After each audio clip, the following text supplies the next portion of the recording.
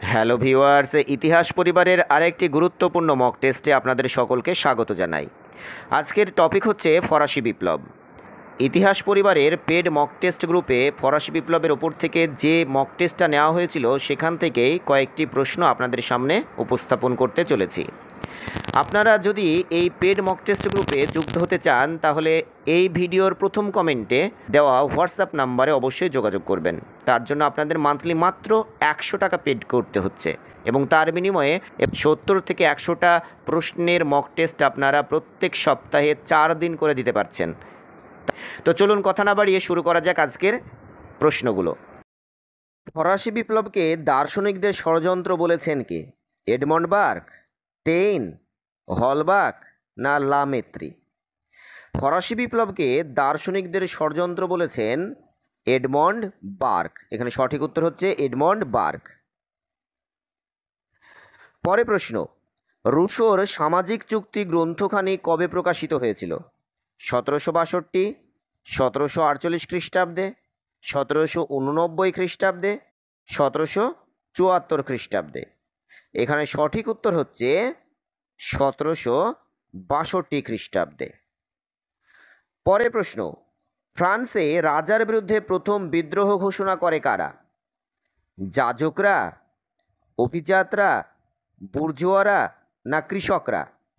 আমরা জানি যে ফ্রান্সে রাজার বিরুদ্ধে যে বিদ্রোহ 1789 খ্রিস্টাব্দে হয়েছিল সেটার শুরু হয়েছিল 1788 খ্রিস্টাব্দে, আর এটা শুরু করেছিল কারা?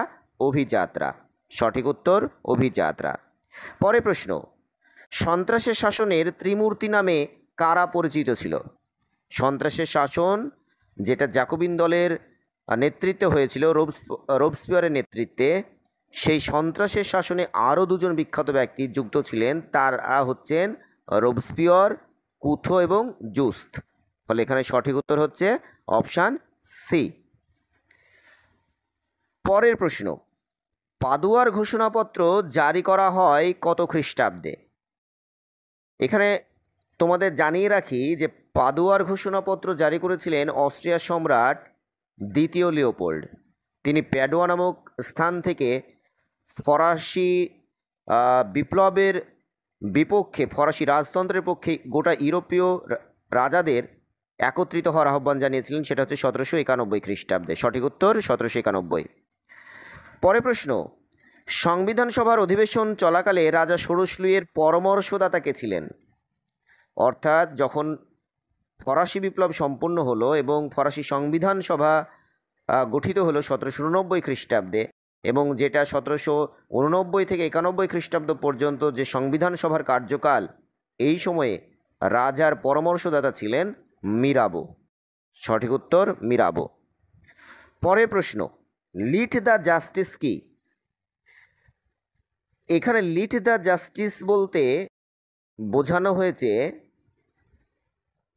বিপ্লব পূর্ববর্তী ফ্রান্সে, অর্থাৎ 1789 খ্রিস্টাব্দের পূর্বে ফ্রান্সে রাজার একটা বিশেষ অধিকার ছিল লিট দ্য জাস্টিস। ফলে এখানে সঠিক উত্তর কি? এখানে সঠিক উত্তর হচ্ছে অপশান এ। পরে প্রশ্ন, আমার পরে আসবে মহাপ্লাবন উক্তিটি কার?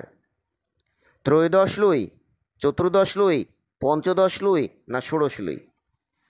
চতুর্দশ লুই বলেছিলেন যে আমি রাষ্ট্র, আর পঞ্চদশ লুই বলেছিলেন আমার পরেই আসবে মহাপ্লাবন, আর ষোড়শ লুই বলেছিলেন আমি যা ইচ্ছা করি তাই আইন। ফলে এখানে সঠিক উত্তর হচ্ছে পঞ্চদশ লুই।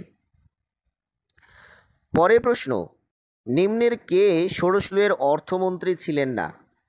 আমরা জানি যে ষোড়শ লুই মাত্র 20 বছর বয়সে 1774 খ্রিস্টাব্দে ফ্রান্সের সিংহাসনে বসেছিলেন, এবং ফ্রান্সের সিংহাসনে বসে তিনি আর্থিকভাবে জর্জরিত হয়ে গিয়েছিল। তার আমলে ফ্রান্স দেউলিয়া হয়ে যায় এবং তার ফলে তিনি একের পর এক অর্থমন্ত্রী বদলাতে থাকেন।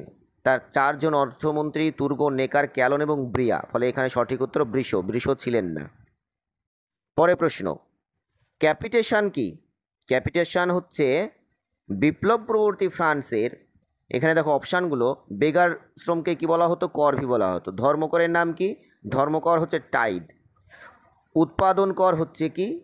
ভূমিকর কি? ভূমিকর হচ্ছে টেইলি। তাহলে এখানে সঠিক উত্তর কোনটা হবে? এখানে সঠিক উত্তর হচ্ছে উৎপাদন কর।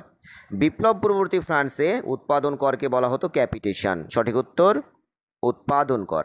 পরের প্রশ্ন, ত্রিধা বিভক্ত ফরাসি সমাজে তৃতীয় সম্প্রদায়ের মুখপত্র বা প্রতিনিধি ছিল কারা?